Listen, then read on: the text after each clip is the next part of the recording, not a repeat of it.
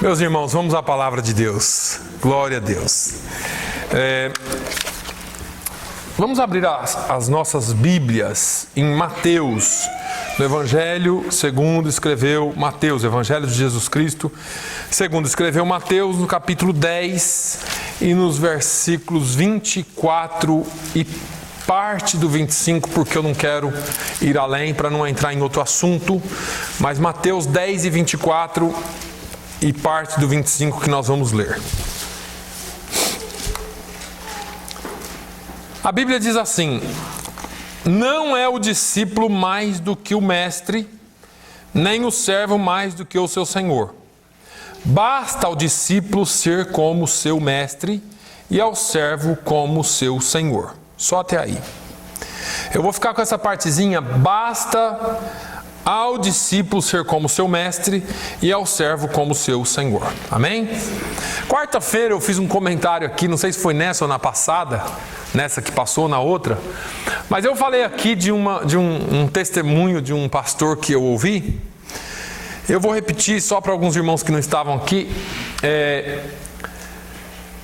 Um determinado pastor foi pregar numa igreja, num estado lá no Brasil, e ele ia ficar o dia todo lá, ia pregar à noite, e durante o dia o pastor da cidade levou ele para almoçar num restaurante. E quando eles entraram no restaurante, alguém bateu nas costas do pastor, que era o pastor anfitrião. E quando os dois viraram, o rapaz disse assim: eu vim cobrar o que você me deve. E aí o pastor convidado levou aquele susto, mas achou que fosse brincadeira, começou a dar risada, né? E o pastor anfitrião disse assim, o cara que foi cobrado disse assim: eu já te falei que eu vou te pagar, você espera. Não, você já disse isso várias vezes. E o pastor que era convidado ficou sem jeito, mas viu que o negócio era sério. Eles foram, sentaram numa mesa, e o pastor e o rapaz de pé cobrando, e o pastor convidado tentando acalmar o negócio, porque imagina a vergonha dentro de um restaurante cheio, num domingo, na hora do almoço. E aquele pastor convidado disse assim: rapaz, senta aí, vamos conversar. Ele: não quero sentar, eu quero o meu dinheiro. Disse: não, senta aí, nós vamos acertar isso agora. E ele se assentou lá, ele falou assim: rapaz, não faz isso não, é uma vergonha, o rapaz aqui é crente, é filho de Deus. Ele falou: o quê? Filho de Deus? Isso se parece mais com o diabo do que com Deus. Isso deve para a cidade inteira. Você não sabe quem que é esse homem. Ele: não, tudo bem. E quanto mais ele tentava remediar, pior ficava. E ele falou: quanto que é a dívida? Ele falou: R$50. Aí que é mais vergonhoso ainda. É R$50. Ele tirou da carteira, deu o dinheiro, falou: tá pago, esquece isso. Diz que o rapaz se levantou e falou para ele assim: ó, cuidado com esse cara aí, hein? Não anda com ele não, porque isso aí é filho do diabo. E se tratando de um pastor. E esse negócio mexeu comigo de tal forma, e logo que ele citou essa palavra, contou esse testemunho dentro de uma outra conotação, mas quando ele falou disso eu me lembrei exatamente dessa palavra que Jesus disse aos seus discípulos. E eu queria falar um pouquinho sobre isso hoje, porque nós vivemos em dias em que eu sempre tenho falado aqui, o cristianismo cresceu tanto e ficou tão comum, que de tão comum que está, não faz mais nenhuma diferença na vida de ninguém. Pelo menos o cristianismo pregado da forma como nós temos visto ele ser pregado. As pessoas, elas se declaram cristãs, professam a fé cristã e acham que é o bastante, ou pertencem ou frequentam uma igreja e acham que é o bastante, ou são membros de uma igreja nominalmente ou oficialmente, ou são obreiros de uma igreja, possuem um cartão de membro, um cartão de obreiro, uma carteirinha de pastor e acham que é o bastante. Outros chegaram a um ponto de tanta santidade, e me desculpem aqui o cinismo, Mas chegaram ao ponto de tanta santidade que até Jesus parece carnal perto deles.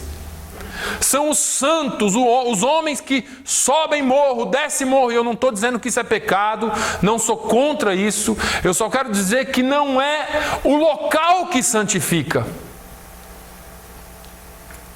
Porque o que fazer com essas pessoas que não podem subir morro? Então eles não podem ser santificados. Então são pessoas que mudaram o sentido da palavra santidade e passaram a imitar a Cristo e ser como Cristo dentro da igreja.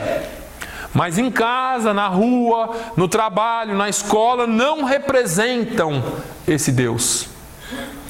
E essa palavra, ela precisa mais uma vez ser dita aqui, porque eu falei aqui em algumas quartas-feiras, sobre um assunto que muitos não querem falar e que muitos acham que não é necessário falar. Mas, irmãos, Jesus era 100% homem e 100% Deus. E eu quero trazer um pouquinho aqui, porque quando a gente lê esse versículo, e ainda hoje eu estava lendo João 14, Jesus diz assim: aquele que crê em mim, coisas ainda maiores do que eu fiz farão. E eu fiquei pensando nessa palavra, porque eu quero que você convide aquele apóstolo, ou aquele pastor, ou aquele profeta, ou aquele homem de Deus que você acha que é santo, e leva lá no Nordeste brasileiro e fala para ele multiplicar pão e peixe para aquelas pessoas que estão morrendo de fome lá. Melhor ainda, pega o primeiro paralítico ou o primeiro hospital que você tiver, entra com ele e fala: sai curando aí. Então, o que é? Jesus mentiu, porque Jesus falou: aquele que crê em mim, coisas maiores ainda do que eu fiz farão. Jesus não mentiu, só que a conotação de Jesus era diferente.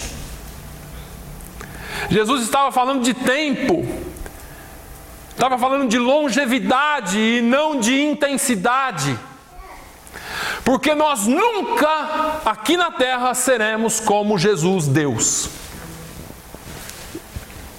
Não adianta. Você pode descascar o joelho de orar, jejuar, ficar da finura de um palito de tanto jejuar. Não adianta, você não vai sair aí curando todo mundo, você não vai sair... Quem aqui tem coragem de dizer para o paralítico assim: olha, perdoados estão os teus pecados? Não vou nem falar da cura, só vou falar do perdoados estão os teus pecados. Quem é o santo, o homem de Deus, que tem poder para dizer isso? Perdoados estão os teus pecados, eu perdoo os teus pecados. No máximo que eu e você podemos perdoar é a ofensa contra nós mesmos. Mas pecados em geral, só Deus tem o poder de perdoar através do sangue de Jesus na cruz do Calvário. Agora, as pessoas se mostram tão santas, tão cheias de si, porque oram mais, porque buscam mais, porque leem mais, porque fazem mais. E eu vejo Jesus da mesma forma com aqueles dois homens lá dentro do templo, o fariseu e o publicano. Ah, meu Deus, eu te louvo e te agradeço porque eu não sou como os demais homens. Eu jejuo tantas vezes por semana, eu dou o dízimo de tudo que eu tenho, eu oro, eu rezo, eu jejuo, eu faço. E aí ele apresenta todas as suas benéfices diante do reino que ele criou na sua religião. E ele diz: não sou nem mesmo como esse outro aí, ó. Agora, quando nós vemos esses homens, ou mulheres, ou pessoas que se julgam mais santos que os outros, a primeira coisa que eles fazem é diminuir todos e colocá-los num patamar superior. Não existe ninguém superior no reino de Deus. Jesus falou assim: olha, se você não for como uma dessas crianças aqui, como essa criança aqui, como uma criança, nem entrar no reino de Deus você pode. Qualquer dia eu vou falar o que Jesus quis dizer com isso, que é outra palavra que me incomoda demais. Mas a questão é a seguinte: então, pastor, como que eu vou ser como Jesus? Basta ao seu discípulo ser como mestre, basta o servo ser como seu senhor. Paulo disse assim: olha, sede, pois, meus imitadores, como eu sou de Cristo. Aí eu vejo Paulo falando assim: olha, eu estou com um problema. Que problema, Paulo? Eu tenho um espinho na carne. E eu já orei 3 vezes por esse espinho. E o Senhor falou para mim assim: a minha graça te basta, porque o meu poder se aperfeiçoa na sua fraqueza. É mais ou menos assim.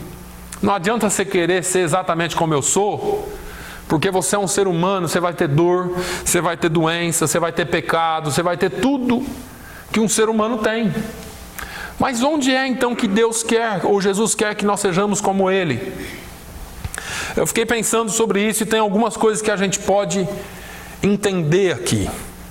Se eu e você não temos o poder para dizer assim: mar, acalma-te, vento, para, onda, acalma-te, porque nós não vamos ser como Ele, como Deus, como Jesus Deus, então nós temos que tentar ser como Ele era quando estava aqui, como homem.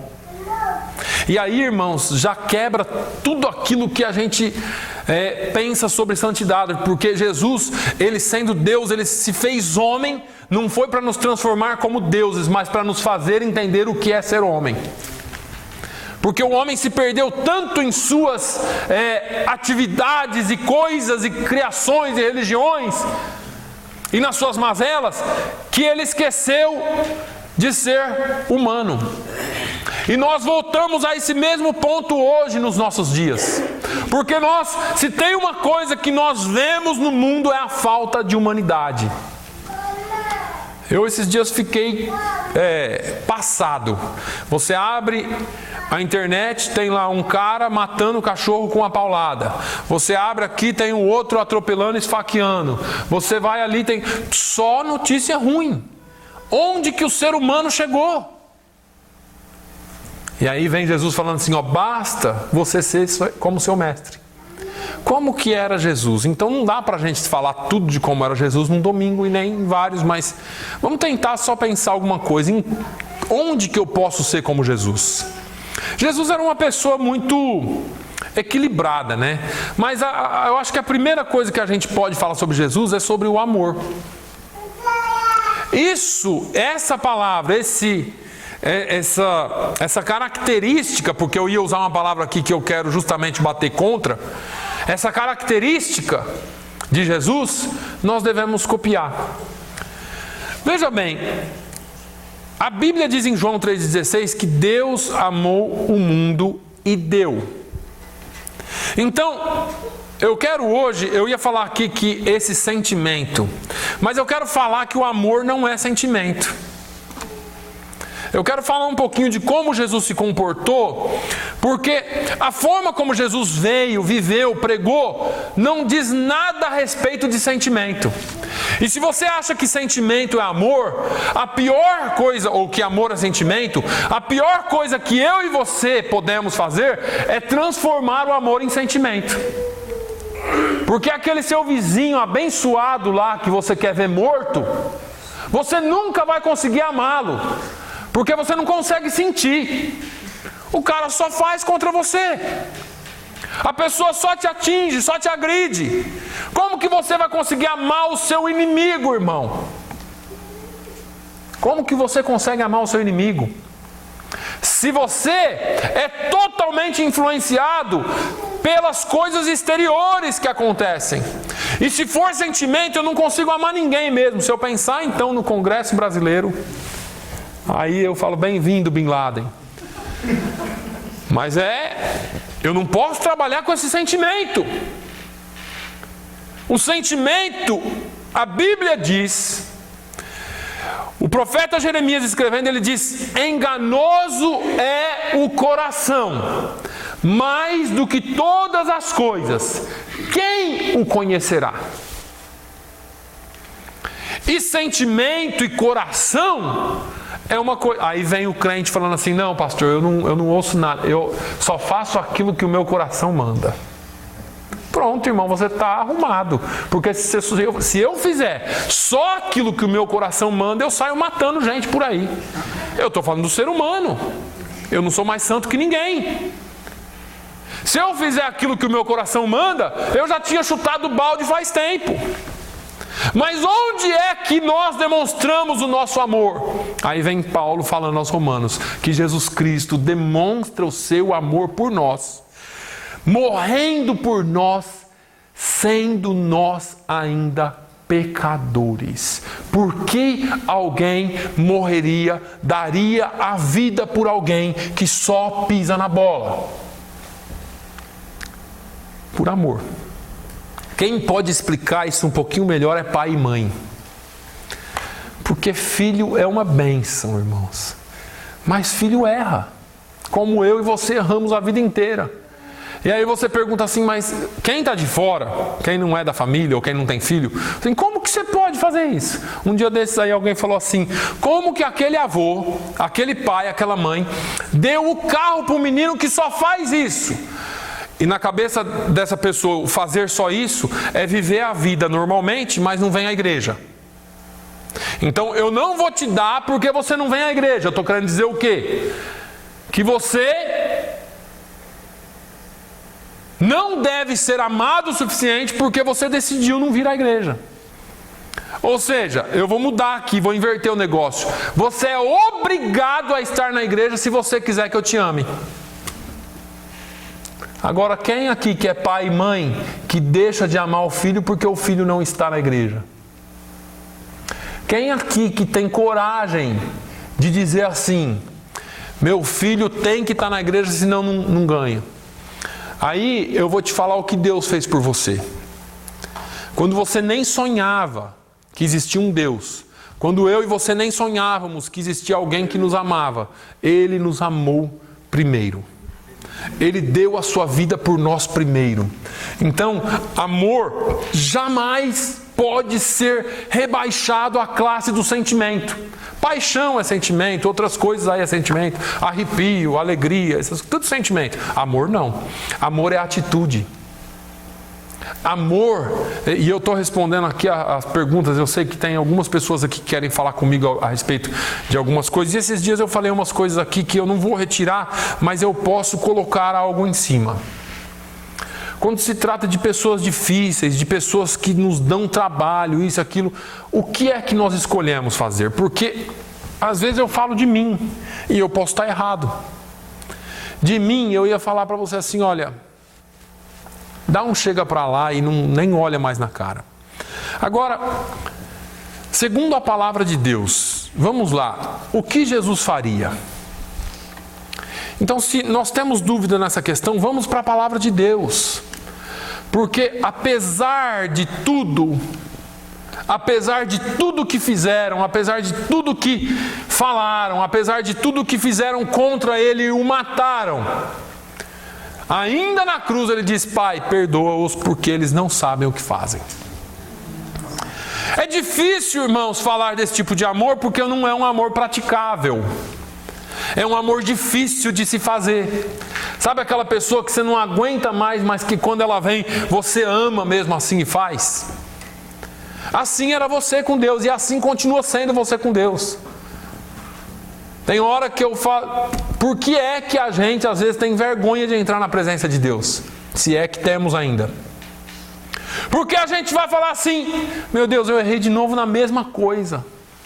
Eu falhei de novo na mesma coisa. E o Senhor ainda, será que Ele ainda vai me aceitar? Mas a definição de amor para Deus é diferente do que a nossa definição é. A definição de Deus para amor é diferente. Deus amou, você não tinha nada de bom para dar para Ele, e ainda não tem. Mas Ele te ama, Ele me ama. Ele se entregou por nós. Ele nos amou primeiro. Ele desceu, morreu e Ele continua fazendo e fazendo e fazendo. E nós lemos aqui hoje, não te deixarei e nem te desampararei. Porque Ele é Deus e Ele é amor. Então, nós pregamos que Deus é amor. Pregamos que Deus amou o mundo. Mas se Deus tivesse falado assim para nós, mandado escrito num bilhetão bem grande e assinado Deus, eu te amo, mas não tivesse feito nada do que Ele fez por nós, você acreditaria?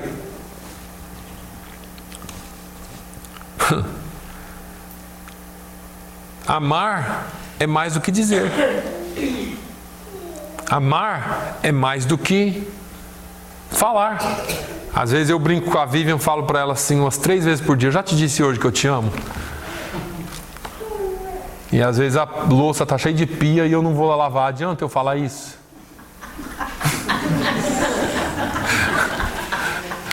Mas é verdade.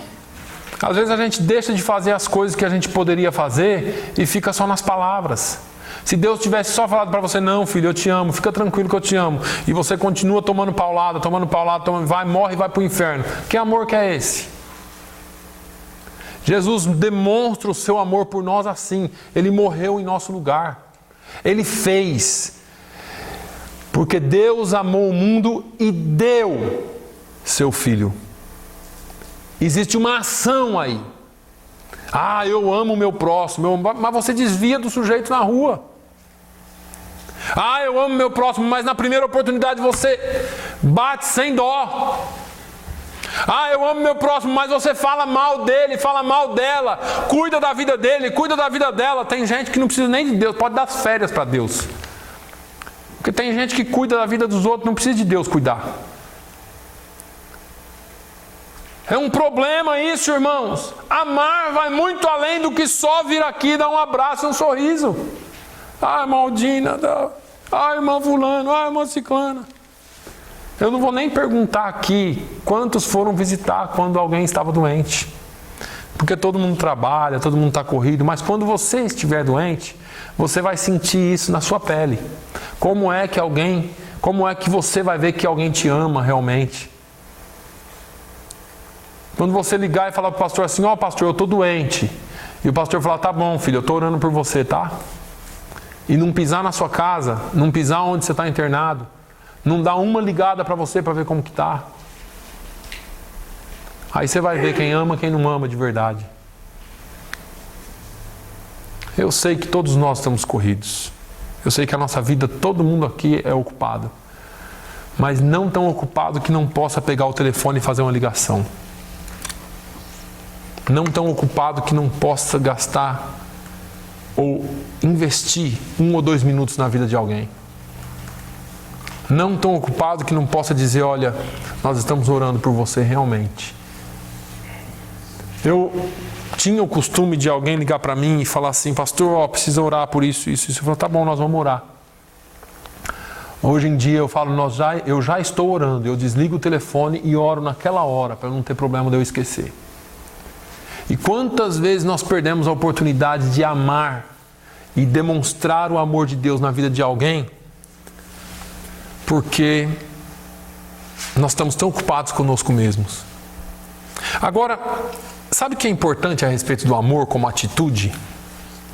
Isso que... Esse evangelho aqui, os irmãos me perdoem, mas é a prática da coisa. Não adianta eu pregar aqui sobre poder, sobre fogo do céu, mas você sair daqui vazio. Eu quero que você aprenda a viver a Bíblia na prática. A melhor coisa sobre esse amor de Deus na atitude é que quando você demonstra o amor por alguém, você está não só sendo agente de Deus na vida de alguém, mas você está recebendo a bênção de Deus sobre a sua vida. Porque eu vou te mostrar como que é a Bíblia, ou o fato de sermos cristãos. A gente sempre fala que nós somos mãos e pés de Deus na terra, boca de Deus na terra, porque Deus não vai se materializar aqui e visitar alguém. Então quando você vai visitar alguém, quando você abraça alguém, quando você abençoa a vida de alguém com alguma coisa, o que você está sendo? Representante de Deus na vida daquela pessoa. E algumas vezes literalmente. Porque você muitas vezes será a resposta de oração na vida de alguém. E quando você vai lá como representante de Deus, você está ministrando a bênção de Deus que passou pela sua vida para alcançar alguém. Quando a bênção de Deus passa pela sua vida, ela também te abençoa. Não é só passagem. Eu não estou recebendo a bênção de Deus e ficando com ela. Eu recebo a bênção de Deus e ministro na vida de alguém. Eu vou mais além. Eu acredito que todas as vezes que nós oramos pedindo uma ajuda de Deus sincera, de coração, Deus ministra na vida de alguém. Ou Deus já fala para aquela pessoa assim, talvez ela não entenda, mas Deus fala, já ministrei a bênção, só aguarda. Aí, o irmão Manuel está lá na casa dele orando, oh meu Deus, eu preciso disso, Senhor, tal. E é de coração, é realmente alguma coisa que ele precisa. Aí Deus fala comigo lá em casa. Liga lá para o Manuel. Fala, agora eu não vou ligar não, vou descansar. Pronto. Deus ministrou a bênção? Ministrou. E eu fui irresponsável, isso será cobrado. O problema é que muitas vezes nós somos incomodados em abençoar e deixamos de abençoar. Muitas vezes nós somos incomodados em fazer, em falar, em ir, em dar um abraço, mas você está muito seco demais para fazer isso. E deixamos de abençoar e sermos abençoados. Jesus, ele pode e pôde ser acusado de várias coisas, porque mentiram contra ele. Mas ele nunca pôde ou poderá jamais ser acusado de omissão de amor. Porque até os seus inimigos ele amou. Porque até aqueles que o maltrataram ele amou. Porque a Bíblia diz que Jesus morreu por todos. Não foi só por aqueles que lhe fizeram bem. Aliás, todos nós pecamos e destituídos fomos da glória de Deus. Mas Jesus morreu para nos restituir, Jesus morreu para fazer a ponte, Jesus morreu para nos reconciliar com o Pai, ainda sendo pecadores, ainda sendo ofensores. Então, irmãos, o amor, ele precisa ser prático. Não me venha dizer que ama se você não ama, ou se você não sabe o que é a definição de amor. Se você ligar a rádio agora, em qualquer estação de rádio fala de amor. Qualquer uma. Pode ligar, pode ser pagode, samba, tango, jazz, rock. Tudo fala de amor. Né? Com as diferentes conotações. Uns mais chorão, outros mais bravo, mas todo mundo fala de amor. Nunca se falou tanto de amor, mas nunca se deixou de amar tanto. O individualismo tomou conta das pessoas de tal forma. E aí, só para você ir gravando essa palavra, basta ao seu discípulo ser como o seu mestre. A segunda questão que eu levanto aqui hoje é a seguinte: só pode ser como se for discípulo. E aí entra a segunda questão, porque Jesus amou de tal forma que se você não for discípulo, você não consegue fazer. Porque se você não tem nada a ver com Jesus, porque se você não quer saber de Jesus, porque se Jesus para você é ultrapassado, como que você vai querer ser como seu mestre? As pessoas que seguem o seu mestre têm-no como um espelho, têm-no como alguém que ele quer ser como. Todos nós aqui tivemos uma inspiração na vida, ou a maioria de nós, alguém que você olhava e falava assim: quando eu crescer eu quero ser igual a ele. Alguns não cresceram, é claro, mas ficaram velhos. Mas quando eu for adulto eu quero ser igual a ele. E aí a gente se espelha em alguém, querendo ser como. E aí Jesus está falando: olha, basta você querer ser como eu sou. Você não precisa ser mais santo do que eu. Você não precisa ir para o monte todo dia. Jesus está falando aqui, olha, não é o discípulo mais do que o mestre. Não precisa ser mais, basta ser como. Não precisa querer ser melhor, não precisa querer curar mais, fazer mais, ter mais seguidores. Você é discípulo? Isso é uma pergunta que você tem que responder para você mesmo. Você é discípulo? E isso aqui iria muito longe, porque ser discípulo é diferente de ser crente ou membro de igreja. Porque o crente, o membro de igreja, ele vem para receber alguma coisa de Deus. O discípulo vem para entregar alguma coisa para Deus. O crente de igreja, ele frequenta uma igreja. O discípulo é igreja, em comunhão com os irmãos. Tem muitas diferenças. O crente de igreja, ele recebe e fica para ele. O discípulo, ele vai e faz discípulos. E assim por diante. Mas, se você é discípulo, vamos rapidamente falar de mais uma coisa que Jesus fez, porque eu não vou conseguir falar tudo. Além de ter amado com atitude, mostrando que ama, Jesus foi fiel, cumpriu fielmente aquilo para o qual ele foi chamado. Em outras palavras, Jesus cumpriu fielmente o seu propósito. Cumpriu fielmente o seu propósito. Nós estamos falando aqui sobre, às quartas-feiras, sobre as parábolas e os ditos parabólicos de Jesus, e eu estou em Luz do Mundo, mas se você pegar o Sermão da Montanha, em Mateus capítulos 5 e 6, você vai ver algumas coisas lá. Cumprir o propósito de Deus para as nossas vidas individualmente é um desafio, e coletivamente é um outro desafio. Veja, irmãos, que Jesus ele veio, logo no começo do seu ministério, ele foi conduzido pelo Espírito ao deserto para ser tentado. Ali foi uma das maiores provas para Jesus, no que diz respeito a riquezas, ao mundo, no que diz respeito à glória e no que diz respeito ao poder sobrenatural sobre as coisas, sobre a natureza. Jesus, ele foi tentado em todas essas áreas, mas ele ficou fiel ao seu propósito. Ele não se deixou levar pela vaidade de querer mostrar aquilo que ele era, ou quem ele era, ou o que ele tinha, antes do tempo certo.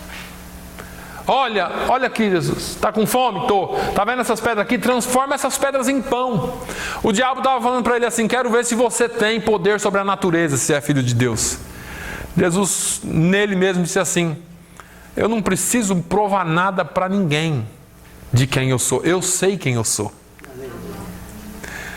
Questão, você sabe quem é? Ou será que você tem que provar para todo mundo que você é mais santo, porque você não é santo coisa nenhuma? Ou será que você precisa provar para as pessoas aquilo que você não é? Irmão, quem sabe o que é, quem tem essa coisa resolvida, não precisa ficar falando para ninguém. Ah, você é isso, pode falar o que quiser de mim, eu sei quem eu sou. Olha, Satanás, nem só de pão viverá o homem, mas de toda a palavra que sai da boca de Deus. Jesus falou assim: esse negócio de poder sobre a natureza, eu não preciso mostrar para você, eu sou criador de todas as coisas. Meu Deus, aleluia. Ah, olha isso aqui, Jesus, está vendo tudo aqui, toda essa terra, essa cidade, essa riqueza. Olha, eu vou te dar todos os impérios da terra se prostrado me adorares. Jesus falou assim: rapaz, ele não entendeu ainda. Eu sou rei sobre todas as coisas. Eu não preciso de receber nada daquilo que já é meu. Eu criei, eu instituo tronos e eu tiro tronos. Eu sou Deus sobre todas as coisas. Aleluia. Jesus, vamos fazer o seguinte: sobe aqui, pula daqui e manda aos anjos que te protejam para que você não se machuque. Olha, você vai ter uma popularidade, Jerusalém inteiro vai vir e vai te adorar.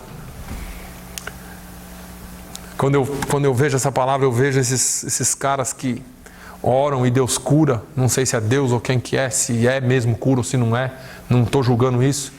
Mas que faz aquela fila de gente para eles filmarem, fazer DVD e pôr na televisão e vender os milagres que eles fizeram. Não foi Deus.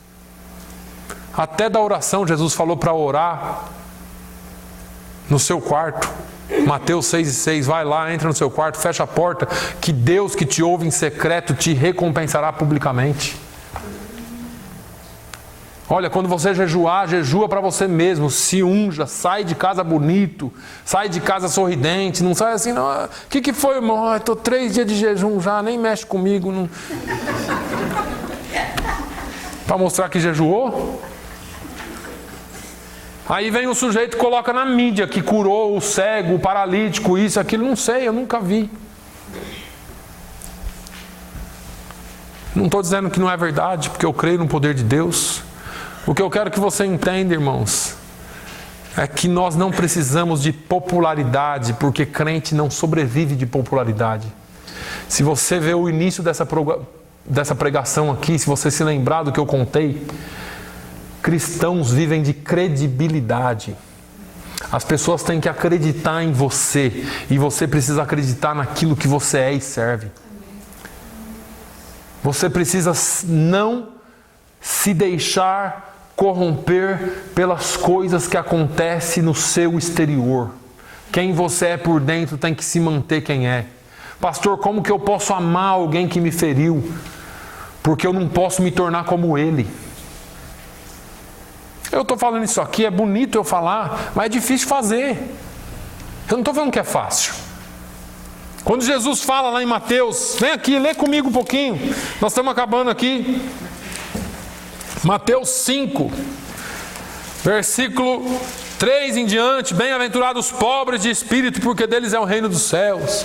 Bem-aventurados os que choram, porque eles serão consolados. Bem-aventurados os mansos, porque eles herdarão a terra. Bem-aventurados que têm fome e sede de justiça, porque eles serão fartos.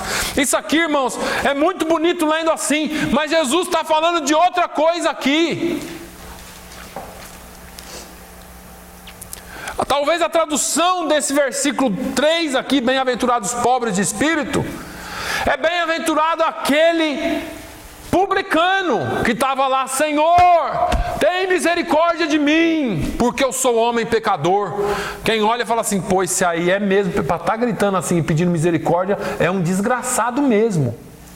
É aquele que ninguém dá nada, mas reconhece a sua posição diante de Deus. Não se porta ou não se faz como alguém que não é. É honesto consigo mesmo. Eu sou pobre, cego, nu, desgraçado. Eu preciso da graça de Deus na minha vida. Sem Ele eu nada sou. Eu já falei para os irmãos aqui, eu admiro quem consegue fazer sozinho. Eu não consigo, eu preciso, eu sou miserável. Eu preciso da graça de Deus e da sua companhia todos os dias na minha vida.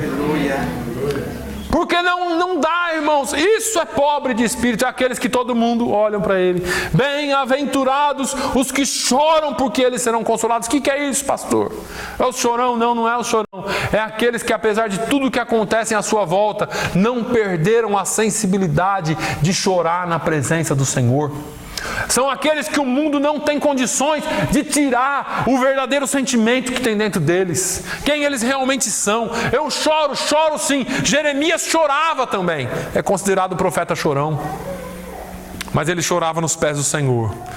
Chora, mas chora para a pessoa certa, chora no lugar certo, chora entre irmãos, chora com aqueles que vão realmente te ajudar. Não é chorar e viver chorando aqui. Jesus está falando assim: olha, esses aqui choram, porque a despeito de tudo que a vida traz, eles ainda guardam uma maciez, algo dentro deles ainda clama, ainda chora a Deus, ainda pede e clama a Deus.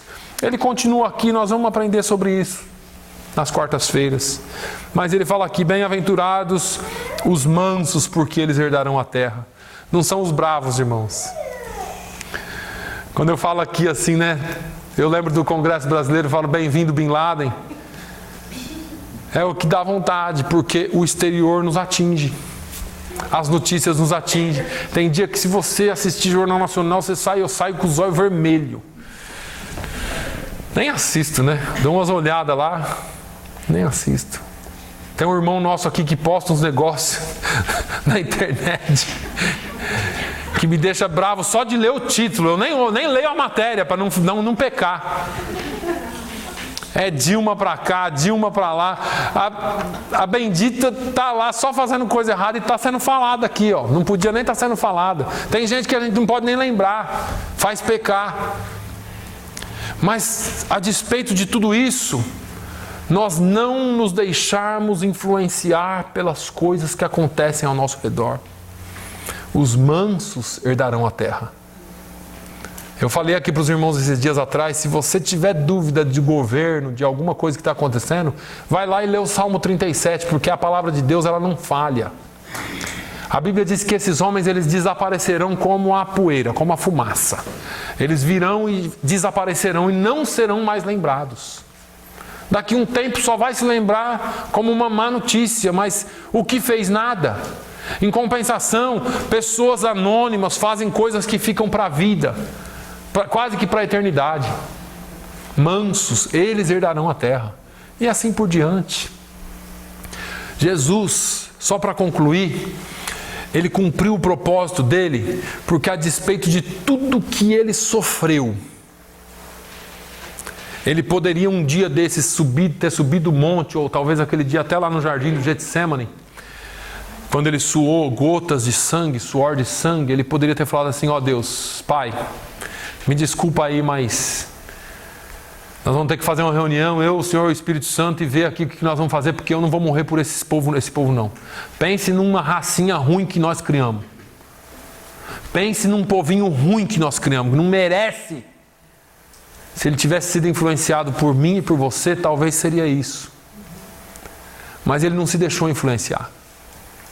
Ele não se deixou contaminar. Ele não se transformou naquilo que nós somos. Ele se manteve perfeito. Ah, pastor, eu revidei porque ele também bateu em mim. Você se tornou como ele. Você é trouxa mesmo, hein? O cara te bateu e você não fez nada. Ele dá o que tem, eu dou o que eu tenho. E assim vamos nós. Esse evangelho, irmãos, ele é um anti-evangelho do qual é pregado aí. O evangelho que é pregado aí fora é esse: você me fere, o meu justo juiz vai te colocar na cama e vai te arrebentar e te partir todo. É o meu justo juiz. Como se isso fosse justiça, porque Deus não se nivela com a nossa justiça. A nossa justiça é toma lá da cá. É o mesmo que era antigamente, olho por olho e dente por dente. E aí vem Jesus com aquela palavra boba, né? Negócio chato. Olha, quando alguém tomar a sua camisa, dê também a cueca. Quando alguém tomar isso, faz isso. Quando alguém te exigir correr 1 milha, corre 2. Quando alguém te bater de um lado da face, dê o outro. Que história mal contada que é essa? Que amor que é esse? Esse é o amor que não se deixa influenciar pelas coisas que acontecem em volta de nós. O mundo pode estar desabando, você tem que continuar e cumprir o propósito para o qual Deus te chamou. É difícil, irmão. Ser crente não é fácil. Jesus falou assim: analisa esse negócio direito de me seguir. Porque esse negócio de começar uma construção e deixar vai ser vergonha para você. Analisa, pensa bem. Se quiser me seguir, você vai ter que fazer a primeira coisa: se negar a si mesmo. É a pior coisa que tem. Você vai ter que deixar o seu eu na minha mão. Eu vou tomar conta desse negócio a partir de agora. Você não vai poder ser influenciado pelas coisas de fora. Você vai ter que seguir do jeito que eu quero. É fácil? Não, você vai ter que tomar uma cruz também. É difícil, mas é isso que ele tem para você. A resposta é a seguinte: para todos quantos guardarem a sua lei, para todos quantos guardarem a sua palavra, há um galardão. A Bíblia diz: não é vão o vosso trabalho no Senhor. É trabalhoso, mas não é vão. Haverá uma recompensa. E essa recompensa não é aquilo que muitos têm pregado aí: sirva e você vai ter tudo o que você quiser aqui na terra. Não. Eu vou usar só a historinha que a senhora contou aquele dia que eu ouvi do pastor Irmã Cida. O pastor Ed Renekiewicz fez menção dessa historinha. Não sei se eu já contei aqui ou não, mas um casal serviu a Deus durante 50 anos na obra missionária. E eles voltaram para o país de origem deles de mãos vazias, porque servir na obra missionária, não sei por que a gente está sempre de mão vazia. Acho que não é para não ter peso mesmo, né? Jesus falou para os discípulos: não leva alforje, não leva isso, não leva aquilo. Então é para não ter peso que atrapalhe. Mas eles voltaram de navio. E no navio o homem desse casal ficou pensando, falando para a mulher: será que vai ter recepção? Será que eles vão fazer alguma coisa para nós? Como que nós vamos ser recebidos em casa? E eles foram chegando, vendo a terra daqui, vendo o porto, e viram que tinha um tapete vermelho, flores, bexigas, enfeites. Começaram a soltar rojão, começaram a soltar fogos de artifício. E eles falando para o outro: olha para nós. Nossa, ainda bem que reconheceram o nosso trabalho. Só que eles estavam viajando de 3ª classe, não sei porquê também. E todo mundo desceu na frente deles. Quando eles desceram, já não tinha mais festa. Já tinham enrolado o tapete, já tinha acabado tudo. Não era para eles. Aquilo começou a mexer com aquele casal, principalmente com ele. E eles chegaram em casa, a casinha velha caindo os pedaços, porque ninguém tinha cuidado também da casa deles. Aqueles móveizinhos velhos, tirando pano de cima, poeira, o quintal todo cheio de mato, e eles olhando aquilo, e aquilo revoltou aquele senhor de tal forma. E ele falou, não dá assim. Nós servimos a Deus 50 anos na obra missionária, é isso que a gente recebe em troco? A gente volta para casa e está desse jeito aqui, ninguém nos recebe, ninguém recepciona, ninguém agradece, não há reconhecimento. Eu não aguento mais essa história, eu vou sair, vou pensar um pouco, esparecer a cabeça. Enquanto eu saio, mulher, você ora aí para o seu Deus e pergunta para Ele se é isso que nós ganhamos quando a gente chega em casa. E a mulher falou, eu vou orar. E ele saiu para a rua, foi andar. E andou por algum tempo. Quando ele voltou para casa, ele ainda estava meio nervoso, ele olhou para a mulher dele e falou assim, aí, orou? Ela falou, orei. Falou com Deus? Falei. E o que ele respondeu? Ela disse, ele respondeu que nós ainda não chegamos em casa. Nós ainda não chegamos em casa. O nosso descanso não é aqui, irmãos. Haverá sim uma recepção para nós, haverá um reconhecimento. O nosso trabalho não é vão no Senhor, mas a nossa casa nos espera lá na glória. Lá na glória ele disse, eu vou preparar-vos lugar. Não é uma casa que o homem destrói, mas é um lugar preparado pelo próprio Senhor Jesus. Ele te espera de braços abertos. Não se deixe influenciar, porque a sua recompensa virá no nome de Jesus. Pai, nós te louvamos. Nós bendizemos o teu nome porque o Senhor é um Deus santo, é um Deus poderoso, é um Deus que pode, é um Deus que faz. E a despeito de todas essas coisas, Senhor, o Senhor tem nos chamado para te servir. Senhor, não deixe que o desânimo, não deixe que as coisas que acontecem, as circunstâncias exteriores venham nos atingir, mas que em tudo o seu nome seja glorificado através de nós. Ensina-nos a amar, Senhor, como o Senhor nos amou. Ensina-nos, Senhor, a cumprir o propósito que o Senhor nos chamou para cumprir. Fortaleça cada um aqui hoje, que nós saiamos daqui fortalecidos pela Tua palavra e pelo poder do Teu Santo Espírito. Ó, meu Deus, conclua a Tua obra que o Senhor já começou na vida de cada um. E faça-nos entender, Senhor, que o nosso trabalho não é vão, que há uma recompensa, que a nossa recompensa e o nosso descanso não é aqui, mas que virão dias em que eternamente estaremos diante de Ti, Senhor. Pai, no nome de Jesus, leva o Teu povo em paz. Abençoa tudo quanto colocarmos as nossas mãos nessa semana. Usa as nossas vidas poderosamente. Que nós possamos demonstrar o Teu amor através de nós. No nome de Jesus, ó Deus, eu oro e agradeço pedindo a Tua bênção sobre os Teus filhos. No nome de Jesus. Que o amor de Deus, a graça do nosso Senhor e Salvador Jesus Cristo, a comunhão e a consolação do Espírito Santo seja sobre todo o povo de Deus, hoje e sempre. Todos digam amém. Amém. Irmãos, só um instante. Obrigado, irmão Manuel.